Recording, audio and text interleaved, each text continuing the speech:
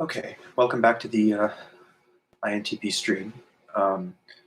I had a idea earlier about TE versus TI, so extroverted thinking versus introverted thinking. What characterizes or what's a way of distinguishing between the two? Because they're both processes of thinking, right? So it's a kind of logical deliberation, fact concerned, evidence concerned, objectivity concerned, impartial kind of process. Um, Both are thinking processes, but what's the like? How do they look differently fundamentally, and how do they manifest differently? And this is not any kind of. This is more of my own perspective on the cognitive functions rather than a statement of fact on their nature, because there's still a lot of, I find in the typology community, a lot of ambiguity about what these specific terms mean.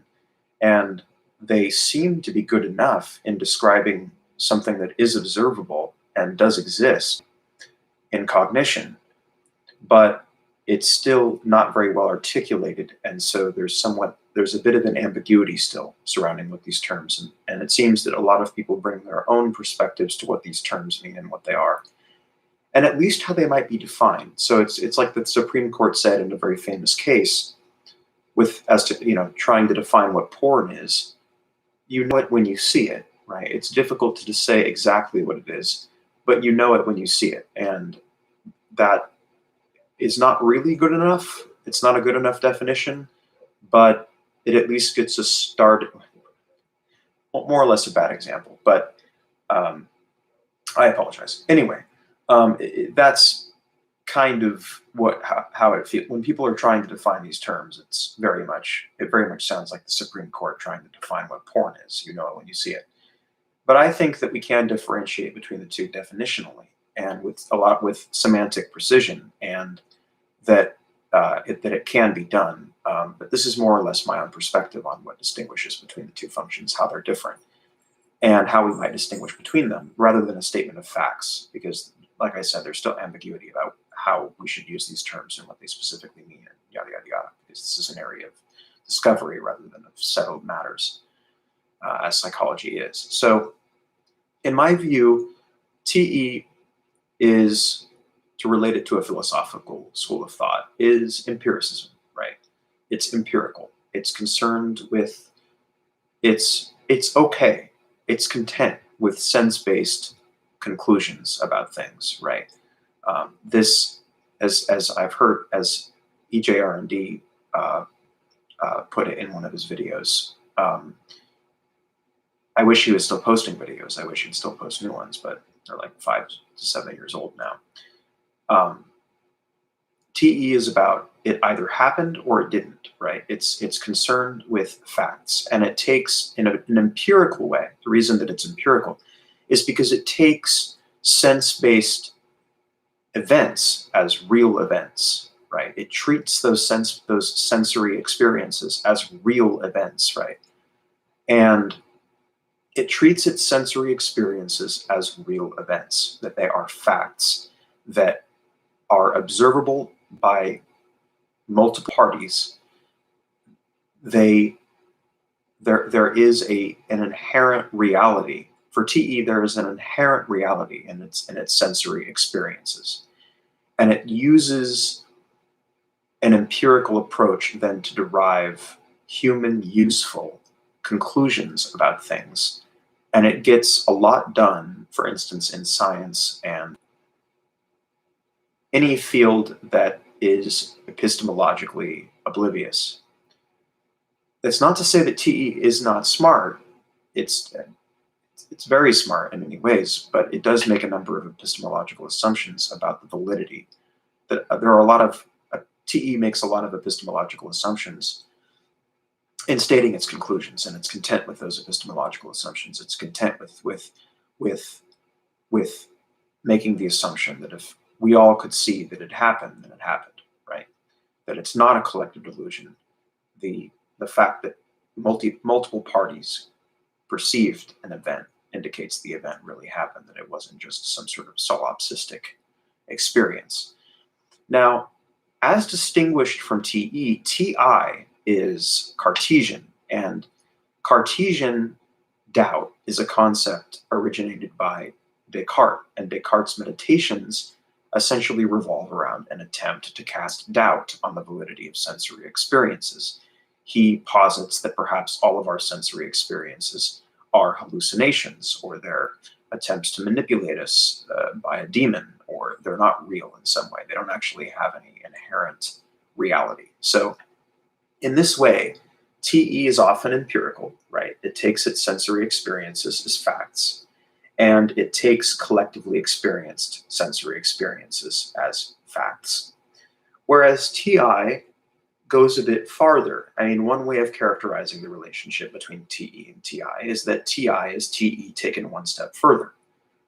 That TI recognizes, well, how do we know that really happened, right? How do we know that that event, that sensory event, was not simply some sort of hallucination or some subjective interpretation rather than a fact, right? Because what TE really doesn't consider often in applying its sometimes ruthless empirical approach to the world is that it does tend to make the assumption more, and it's a valid assumption. I mean, it's Cartesian doubt is a bit, I admit, it's a bit pie in the sky kind of intellectualizing, and it ultimately denies us the ability to get things done in the real world. But TI really isn't concerned with the utility that TE more is concerned with. In that sense, TE, in a philosophical sense, is empirical, whereas TI is Cartesian, right?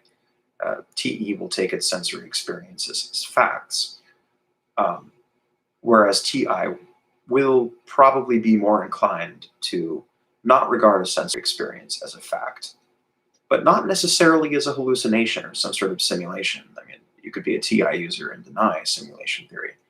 But in reality, TI is going to distinguish between what is a fact and what is simply a subjective interpretation of the event, right? So what TE doesn't really ponder is whether its sensory experience that it treats as fact, right, is not whether it could be simply a subjective event rather than an objective event, a subjective interpretation rather than a fact. And so this is just different ways of looking at TE and TI. And TI is yeah. So in that sense, TI is just more Cartesian. And that's the thing. TI is not necessarily empirical, right? TI users recognize there is a logic that justifies the empirical approach, and it's willing to accept utility-based logic and utility-oriented logic just fine. It has no problem doing that because it recognizes probabilistically that that's probably valid, but it is willing to consider whether it's valid. That's the thing. TE, I think, is more inclined not to consider the validity, whereas TI, more or less, I mean, TE is a thinking process. But again, maybe TI is TE taken one step further, right? It may assume sensory experiences as facts. In that sense, it's empirical, whereas TI is inclined to consider whether there is some subjective, whether what is regarded as a factual sensory experience is really just a subjective interpretation of an external event that is being mischaracterized by the mind into something that it's not. And so in that sense, maybe TI is TE taken one step further. But in any case, you don't really have to be schooled really in philosophy to recognize. I mean, everyone knows about empiricism. It underlies all of science. And Cartesianism is just the willingness to perhaps go a bit deeper and question whether, and that's the thing, is that TI is not necessarily empirical, right? I mean, TI, I like EJR&D's way of describing TI, which is that it's kind of like the floating mountain in the sky. Like it's willing to go beyond,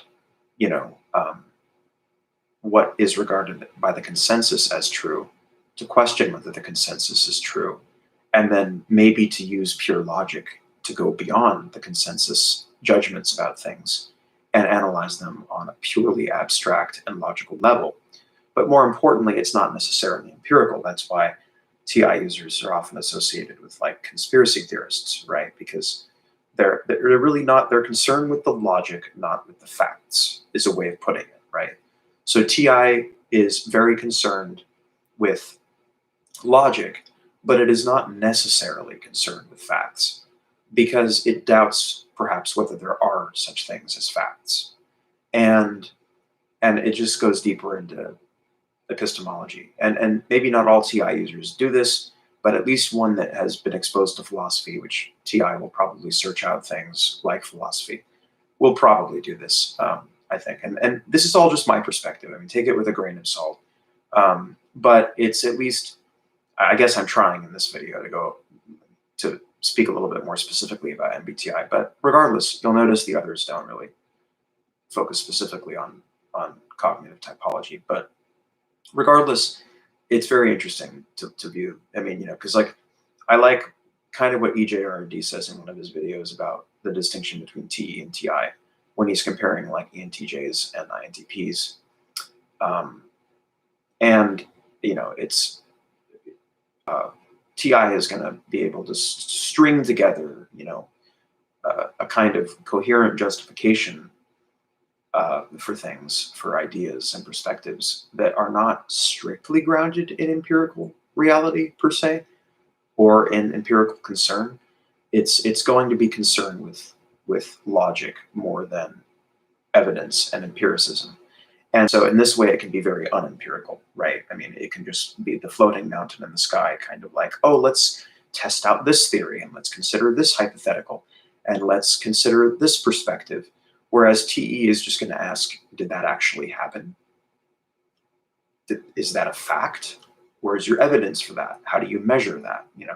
All of those are extremely valid concerns in the realm of science and coming at knowledge and trying to test theory and making hypotheses into theories and making theories into knowledge. But TI is just perhaps a little bit more playfully unconcerned with those considerations, and it's more properly a theorist. So TI is more of a theorist in that way, and TE is more of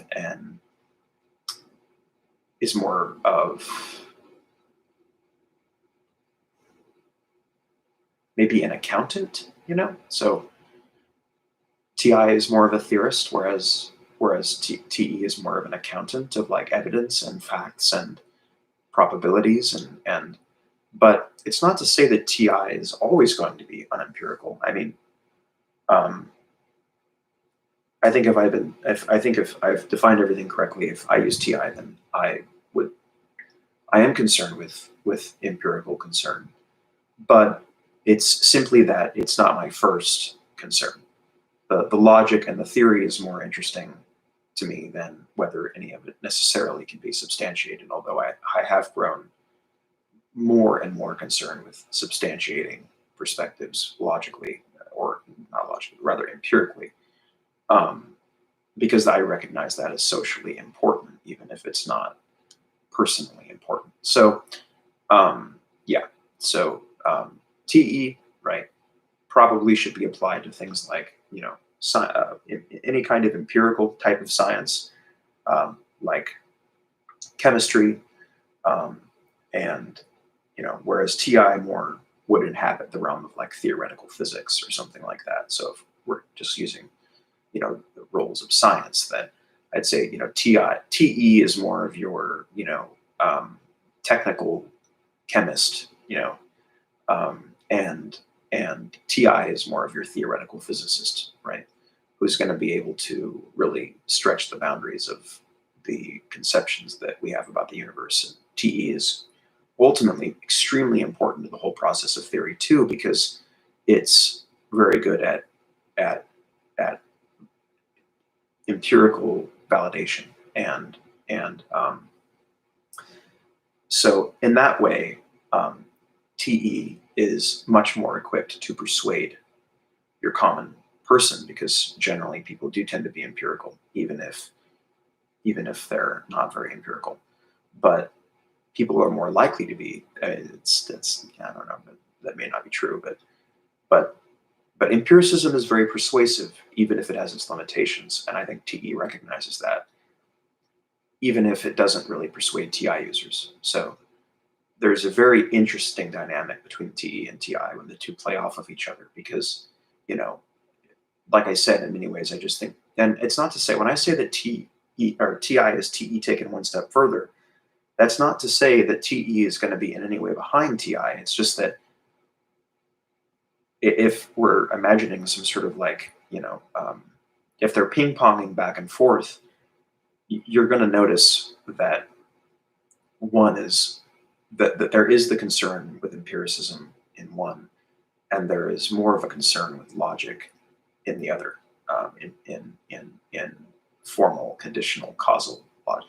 So I mean, it's not to say that TE isn't logical in that way. It's obviously, it's a different kind of logic applied to a different kind of thinking and a different kind of purpose, and it's working within a very specific framework, utility framework that really would disregard any kind of Cartesian doubt, because of what uses of what utility is Cartesian doubt. How does that get us anywhere?